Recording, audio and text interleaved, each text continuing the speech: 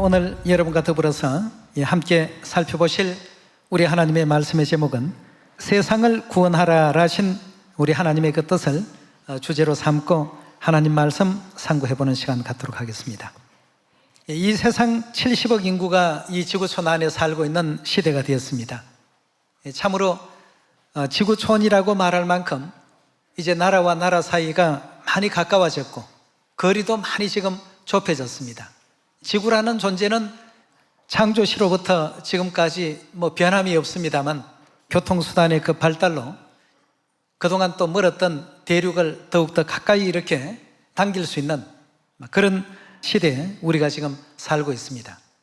그래서 하나님께서는 우리로 하여금 이 세상을 구원하라는 이와 같은 또 사명을 주셨고, 세상을 구원하는 이와 같은 일로서 하늘에서 지었던 우리의 지난 모든 죄업들을 사함받을 수 있는 이런 또 복된 기회도 아울러 또 허락해 주셨습니다. 우리가 이제 세계를 구원한다라고 하니까 굉장히 참 어렵게 생각하시는 분들이 참 많이 계신 것 같습니다. 우리 작은 힘을 가지고 어떻게 이 세계를 좌지우지할까? 유엔이라는 그 강력한 그 기구도 세상 사람들을 세계를 연합지 못하고 통합하는 그런 어떤 응집력이 적은데 어떻게 우리가 세상을 구원할 수 있을까? 하나님께서는 세상을 구원할 수 있는 모든 권세와 능력과 영광을 오직 우리 시온에만 허락해 놓으셨습니다. 세상에 아무리 좋은 약들이 많아도 과거에 신종 플루가 이제 전 세계를 강타했을 때 그 당시의 기억으로는 타미플루라는 약밖에는 없었습니다. 수만 종의 약이 있은들 아무 소용이 없습니다. 그러나 오직 타미플루라는 그 약만이 신종플루로부터 살려낼 수 있고 또 퇴치시킬 수 있는 그런 약재로서 그 당시에 존재했던 걸로 기억이 됩니다. 마찬가지로 이 세상에 수없이 많은 사람이 있다 해도 하나님께서 세상을 구원할 수 있는 이와 같은 그 구원의 권세와 권능을 아버지 하나님, 어머니 하나님 통해서 온 세계가 다 구원될 수 있도록 우리 시온에 그런 또 명을 또 허락해 주셨고, 시온의 자녀들이 그 소식을 전 세계에 전파함으로 말미암아 세상이 구원받을 수 있도록 그렇게 하나님께서 모든 일들을 또 준비하셨고 또 예정하시고 계시는 가운데 있습니다. 자, 이러니까 세상을 구원하라, 이 세상을 구원하라고 명하신 이 명을 우리는 그렇게 어렵게 받아들여서는 안 되겠습니다. 1952년 에드먼드 힐러리라는 사람이 있었습니다. 세계 최고봉이라고 하는 에베레스트를 세계 최초로 도전해서 성공한 사람이죠. 그 1952년 에드먼드 힐러리가 에베레스트를 도전을 했는데 여의치 못해서 정상까지 정복하지 못하고 그 도전에 실패를 해버렸습니다. 자, 실패를 했을 때 영국의 한 단체에서 이제 그 힐러리를 초청 강사로 이제 강연 요청을 했습니다. 요청을 받아들인 힐러리는 그 장소로 가서 정상에 눈 덮인 에베레스트의 그림이 한 장 걸려 있는 것을 봤습니다. 그 강연을 하면서 벽에 걸려 있는 그 에베레스트의 사진을 향해서 그렇게 외쳤습니다. 에베레스트야, 처음에는 너가 나를 이겼다. 하지만 다음번에는 내가 너를 반드시 이길 것이다. 왜냐하면 넌 이미 성장을 멈추었지만 나는 계속해서 성장하고 있기 때문이다. 에베레스트는 더 이상 높아질래야 높아질 수가 없지만 나는 계속 훈련하고 훈련해서 반드시 언젠가는 너를 정복하고 만단 말이죠. 너는 성장을 멈추었고 나는 계속 성장하고 있기 때문에 이것이 내가 너를 이길 수 있는 이유이다. 이렇게 이제 모여있던 청중들에게 반드시 이제 에베레스트를 정복할 것에 대한 그 의지를 보였다고 합니다. 1년 뒤인 1953년 5월 29일 드디어 에드먼드 힐러리는 세계 최초로 에베레스트 등반한 사람으로 역사에 그 기록이 남게 되었다고 합니다.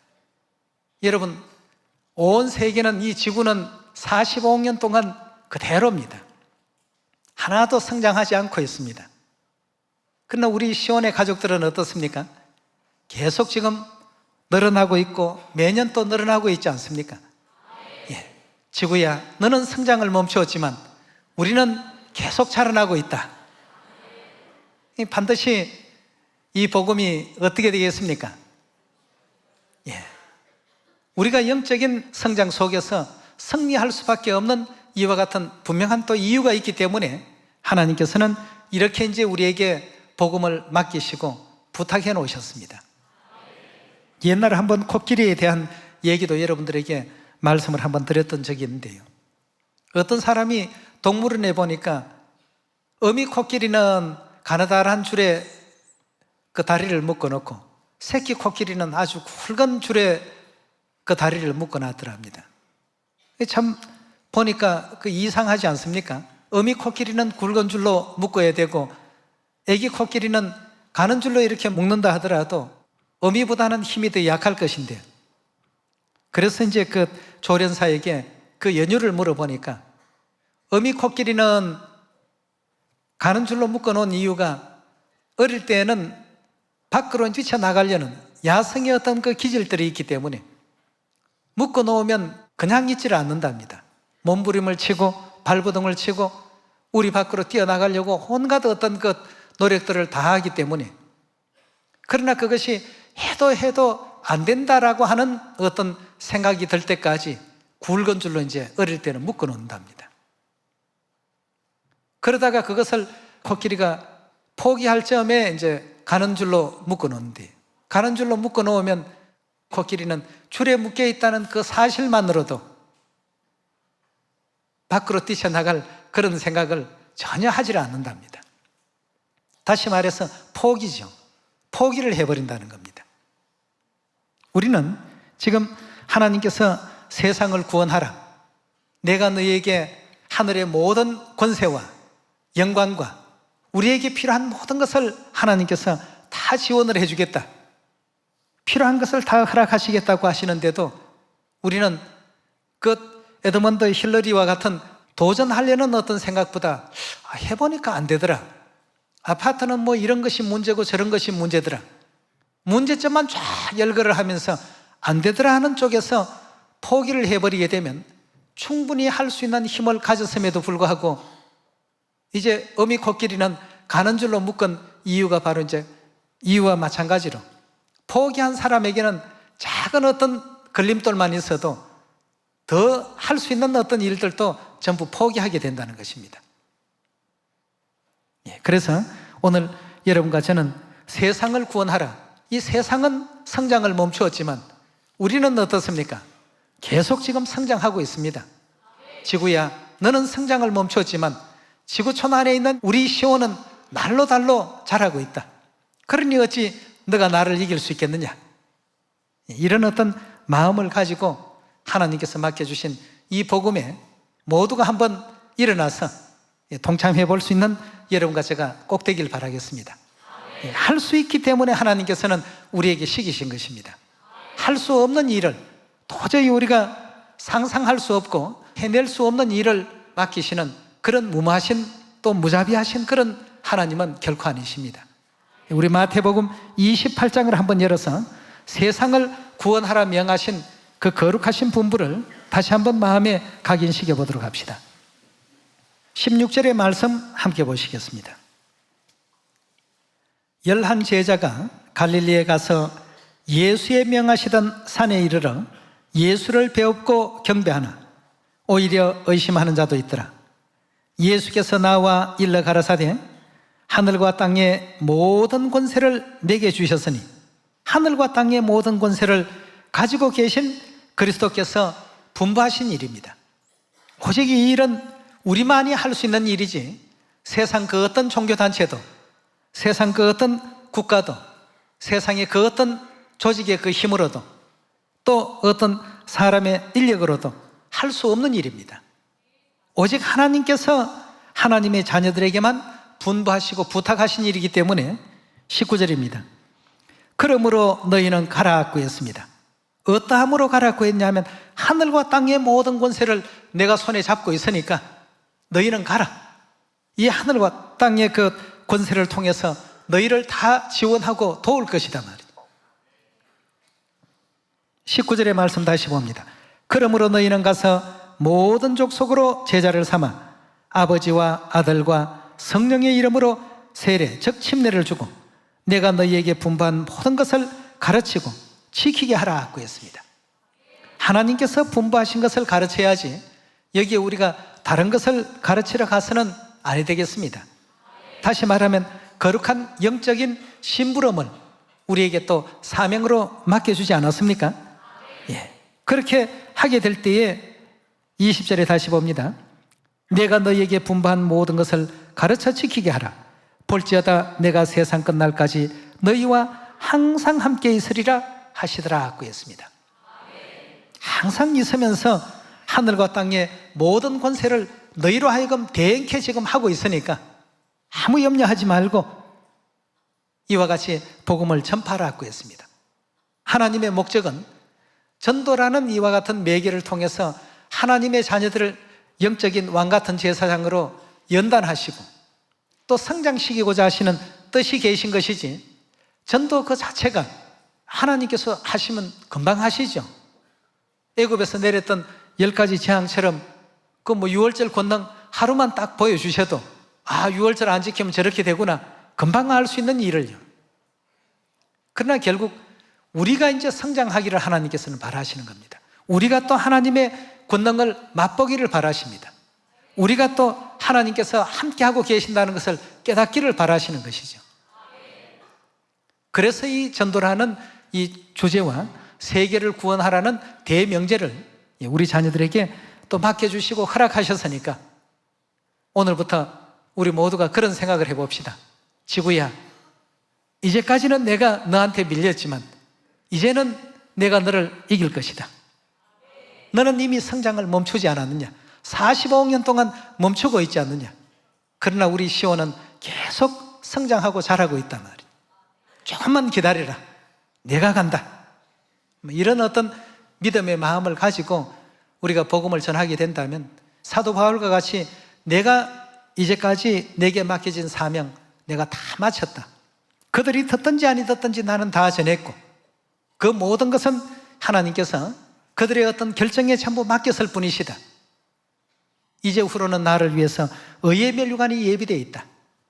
사도 바울 당시만 하더라도 성도의 수가 지금 우리보다도 훨씬 적었을 것입니다.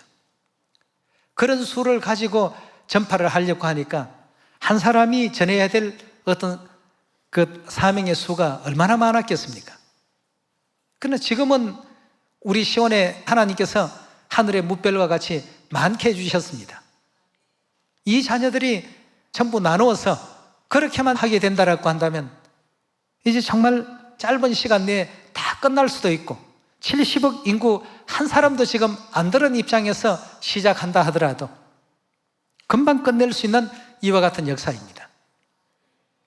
이런 모든 것을 생각할 때 하늘과 땅의 모든 권세가 우리 하나님께 있고 그 권세를 가지신 하나님께서 항상 나를 후원하시고 지지하시고 지원하신다는 이 사실을 잊으시면 안 되겠습니다. 예, 세상을 구원하라.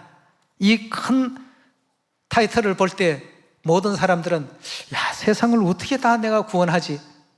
정말 이건 그냥 어떤 허구의 명사에 불과한 내용 아닐까? 어떤 문장에 불과한 내용이 아닐까? 이렇게 생각하기 쉽습니다만 우리 하나님께서 우리에게 스케일을 키워주시고자 하시는 뜻도 계십니다. 이사야 40장 12절입니다. 누가 손바닥으로 바닷물을 헤아렸으며 뼘으로 하늘을 지었으며 땅의 티끌을 되에 담아 보았으며 명칭으로 산들을 간칭으로 작은 산들을 달아보았으랴. 누가 여호와의 신을 지도하였으며 그의 모사가 되어 그를 가르쳤으랴. 그가 누구로 더불어 의논하셨으며 누가 그를 교훈하였으며 그에게 공평의 도를 가르쳤으며 지식을 가르쳤으며 통달의 도를 보여주었느냐. 보라, 그에게는 열방은 통에 뭐와 같다고요? 한 방울의 물과 같고 저울의 적은 티끌 같으며 섬들은 떠오르는 먼지 같으니 레바논 짐승은 번제 소용에도 부족하겠고 그 삼림은 화목 소용에도 부족할 것이라. 그 앞에는 모든 열방이 어떠하다고 했습니까? 아무것도 아니라 그는 그것을 없는 것 같이 빈 것 같이 여기시느니라고 했습니다. 아무것도 아닌, 너무나도 아무것도 아닌 이 세계를 우리는 지금 이제 죄의 너울을 쓰고 있다 보니까 대단한 것처럼 자꾸 느낍니다. 이 대단하지 않다라고 하는 것을 우리 복음을 전해보면 그런 모든 것을 참 많이 느낄 수 있습니다. 이래서 세상을 구원하라 명하신 것입니다. 왜 큰 어미 코끼리를 가는 줄로 메어 놓는지 그 이유를 잘 생각해 보시라는 겁니다. 얼마든지 어미 코끼리의 힘이라면 끊고 달아날 수 있습니다. 그러나 포기해버렸기 때문에 자기 힘보다도 10배, 20배나 약한 그 줄이 매어져 있어도 매여 있다는 그 사실만으로도 모든 것을 포기하게 된다고 하니까요. 우리 앞에 어떤 조그마한 장애가 있다고 해서 그 장애 때문에 우리가 해야 될 세계 구원의 이와 같은 대역사를 이루지 못할 것은 아닙니다. 일어나 봅시다. 빛을 한번 발해 봅시다. 예루살렘의 영광을 온 사마리아와 땅끝까지 또 전파하고 천하에 다니며 만민에게 복음을 전파하신 이 거룩하신 그 사명, 그걸 다 이루는 날, 나는 이제 하나님께서 나에게 주신 몫은 이제 다 끝냈다.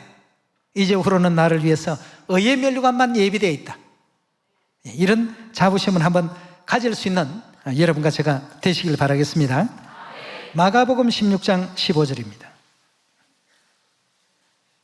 또 가라사대 너희는 온 천하에 다니며 만민에게 어떻게 하라고요? 복음을 전파하라고 했습니다. 믿고 침례를 받는 사람 구원을 얻을 것이요 믿지 않는 사람은 정죄를 받으리라고 했습니다. 자, 여기에 이제 두 종류의 사람들이 나옵니다. 우리가 복음을 전하게 될 때에 받아들이는 사람이 있고 받지 않는 사람이 있습니다.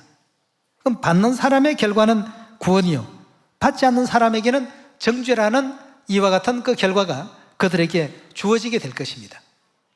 여러분, 지금 우리는 이 시대가 심판의 어떤 시대라는 것을 꼭히 명심하셔서 듣지 않는다, 또 인도하지 못했다 해서 너무, 물론 이제 그 마음은 안타깝겠습니다만, 다가 구원받았으면 좋겠습니다만, 성경에도 보니까 받을 사람이 있고 받지 않을 사람이 있다라고 했으니까 받지 않는 사람에 대한 이 생각 때문에 나는 아무리 해도 안 되더라 어미 코끼리가 가는 어떤 줄에 매여 있어도 포기를 해버리는 이런 어떤 포기의 정신보다도 그들이 듣든지 아니 듣든지 전하는 것이 내가 해야 될 일이구나 하는 이 사명을 잊지 않는 우리 모두가 되어야 되겠습니다. 여기에도 분명히 주신 말씀과 같이 전하면 무조건 다 아멘하고 들어온다고 하지 않았습니다. 듣는 사람은 구원을 얻을 것이고 믿지 않는 사람은, 그 말씀을 받지 않는 사람은 정죄를 당할 것이라고 예수님께서 분명히 우리에게 이런 어떤 특권과 이런 권세까지도 아울러 허락하셨습니다. 그래서 에스겔 2장 6절의 말씀을 보면 우리가 전할 때에는 듣든지 아니 듣든지 전하고, 또 디모데후서 4장에는 보면 때를 얻든지 못 얻든지 항상 전하는 일을 힘을 쓰라고 하지 않았습니까? 우리가 잠잠하면, 우리가 가만히 있고 세계를 구원하겠다는 의지도 없고 전하겠다는 어떤 의지도 없다면 이 시간은 계속 연장이 될 수밖에 없습니다. 왜냐하면 전도라는 것은 하나님께서 우리 천국 자녀들을 위해서 예배해 놓으신 하나의 과정이기 때문에 이 과정은 누구나가 다 한번 통과를 해야 되겠습니다. 오늘 또 이 소식을 듣지 못한 사람들은 복이라도 하라고 말이죠. 서울역 광장 같은데 지금 다 그 전광판에 나오지 않습니까? 어머니 하나님 믿으시라고 말이죠. 우리의 어떤 목소리가 전달되지 못한 곳에는 그런 쪽으로라도 보고 확인하라고 지금 다 알리고 있는 입장에 있습니다. 전 세계 이런 어떤 내용을 통해서라도 하나님 어머니에 대한 소식을 단 한 번도 들은 적이 없습니다 하는 사람이 한 사람도 나오지 않도록 다 알릴 수 있는 여러분과 제가 됩시다. 그들이 듣든지 아니 듣든지 우리 에스겔 2장 한번 말씀을 보시고 넘어가는 게 좋겠습니다. 2장 6절입니다. 인자야 너는 비록 가시와 찔레와 함께 자며 전갈 가운데 거할지라도 그들을 두려워 말고 그 말을 두려워 말지어다. 그들은 패역한 족속이라도 그 말을 두려워 말며 그 얼굴을 무서워하지 말지어다. 그들은 심히 패역한 자라. 듣든지 아니 듣든지 너는 내 말로 고할지니라고 했습니다. 들으면 구원을 받고 듣지 아니하면 정죄를 당하리라. 온 천하에 다니며 다 이와 같이 알리라고 하셨습니다. 디모데후서 4장 우리 한 말씀만 더 찾고 마치겠습니다. 1절입니다. 4장 1절의 말씀 보시면 하나님 앞과 산자와 죽은 자를 심판하실 그리스도 예수 앞에서 그의 나타나실 것과 그의 나라를 두고 엄히 명하노니 너는 말씀을 전파하라. 때를 얻든지 못 얻든지 항상 힘쓰라. 범사의 오래 참음과 가르침으로 경책하며 경계하며 구원하라고 했습니다. 자, 이런 일에 항상 너는 말씀을 전파하라고 했습니다. 3절에 보시면 때가 이르리니 사람이 바른 교훈을 받지 아니하고 귀가 가려워 자기 사욕을 쫓을 서성을 많이 두고 또 그 길을 진리에서 돌이켜 허탄한 이야기를 쫓으리라. 그러나 너는 모든 일에 건신하며 고난을 받으며 무엇을 하라고요?